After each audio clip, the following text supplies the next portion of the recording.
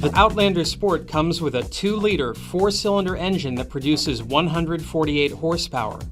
A 5-speed manual transmission comes standard, and a continuously variable transmission is optional. The reviewers say the Outlander Sport's engine is weak and noisy compared to some rivals' engines. They write that the Outlander Sport is slow and struggles to accelerate. Test drivers are also unimpressed with the CVT, noting that it aids fuel economy but does not make the best use of the engine's power. On the other hand, they agree that the 2014 Outlander Sport performs well enough for a daily driver, and a few reviewers note that its compact size makes it easy to maneuver in small spaces.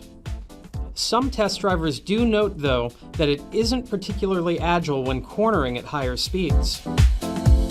While auto reviewers say the Outlander Sport's cabin is functional, most agree that the design is unexceptional, and some note that the materials feel cheap. 49.5 cubic feet of cargo space with the rear seats folded, and 21.7 cubic feet with the rear seats in use. While SUVs like the Honda CR-V and Toyota RAV4 offer more room overall, some reviewers say that the Outlander Sport's cargo hold offers a useful amount of space. Some critics say the Outlander Sport's controls are user-friendly and easy to reach. It comes standard with a 4-speaker stereo, Bluetooth, a USB port, and steering wheel mounted audio controls. Optional features include a 7-inch touchscreen with navigation, a 9-speaker stereo system, a rear-view camera, and automatic climate control. I happen to think that the Mitsubishi Outlander Sport is pretty good looking. I put it right up there with the Mazda CX-5 in terms of looks. This is one of my favorite parts, the shark nose, badass looking front end, and they've recently updated it with a little extra chrome, and they've changed a few things around. Hey Sam, come on over here, I want to show you something. So check out this panel gap right here. Now this vehicle is made in Illinois, so this fits right there very easily, but check this out, up here, not so easily. So the gap is, I'd say, about maybe 1 millimeter, and then it widens all the way to maybe 3 millimeters up here. This is not very Japanese. Look at this, look at this, it's plastic. Yes, What, Nathan? That's look at that. The reason why. Look, if you guys remember the old Saturns, they used to have plastic fenders and solid hoods. And the thing is that expansion and contraction happen. Oh, expansion and contraction. Oh, come on. That's what happened over there. Otherwise, this is misaligned. It's completely misaligned. It's slightly misaligned because of the plastic fenders. Contraction. The good news is, if you hit a squirrel, it'll bounce right off the fenders.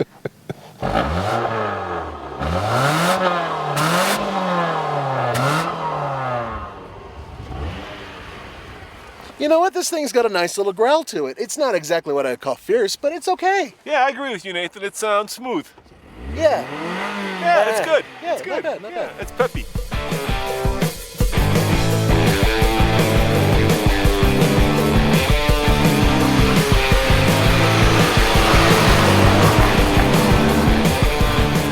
It's a much nicer interior, and it's much quieter, and frankly it's quieter than the Mazda equivalent. What I like is that they put on the doors a good foam material so it doesn't feel like you're hitting hard plastics, but there are some hard plastics here and there. Overall, I think it's a nice looking interior. It's not as classy as some other ones that are out there. Volkswagen seems to come in mind with the Tiguan. Thank you. But in terms of comfort, the seats are comfortable, back seats pretty comfortable, not a lot of leg room, and okay headroom. So all in all, it's a small vehicle. So I'm going to give this one to Nathan. Yeah, the Mitsubishi is small, but it's tidy. It's kind of the right compact size. I'm getting a little tired of every vehicle always being bigger than the previous generation. And this one is a nice size if you live in a city where there's not a lot of room for parking. It's also a nice size if you happen to be in the back seat. I'm pretty tall, obviously 6'2", but my head fits. My knees do kind of push into the back of the seat. But I could see myself sitting back here. This is a little bit too upright for my overall comfort, but you know what? For a small, I say urban vehicle, it does very well for the backseat occupants.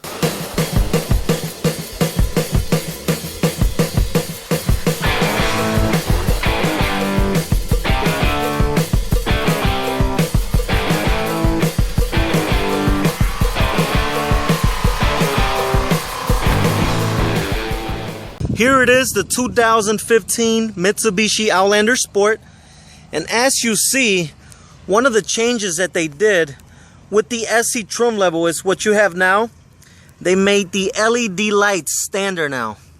So you have LED running lights, and as part of your actual headlights, plus your fog lights, plus your HID lights, which is your high intensity discharge hand lamps. And this is your LEDs. I have them on now. I don't know if you're able to see them, but so here it is. 18-inch alloy wheels are still standard. Heated outside mirrors are still standard.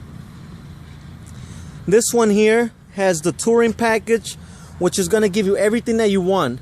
It's going to give you navigation unit, panoramic roof, and premium sound system. So let's check out the inside.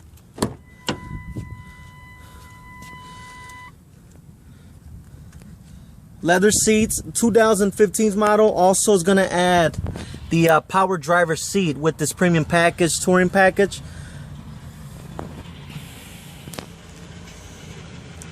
Black leather seats. The other changes they did, the old heated seats setup was down below the belt buckle. Well, now it's a lot easier to control. It's actually up here, and you'll see your two selections for high and low for driver and passenger. This is the new and improved navigation unit, which is also HD. So high definition, and is also HD radio. And you're going to be able to do a lot more. So with this navigation unit, you now are going to get 2 map free updates for the first year and second year, which works with an SD card. So Bluetooth is also going to be standard.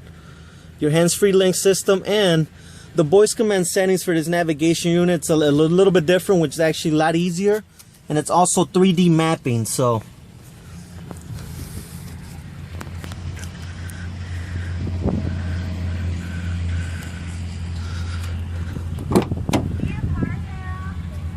here's your panoramic roof. It still comes with the running LED lights on the side to give you that nice night feel at nighttime. You're still gonna get your roof rails.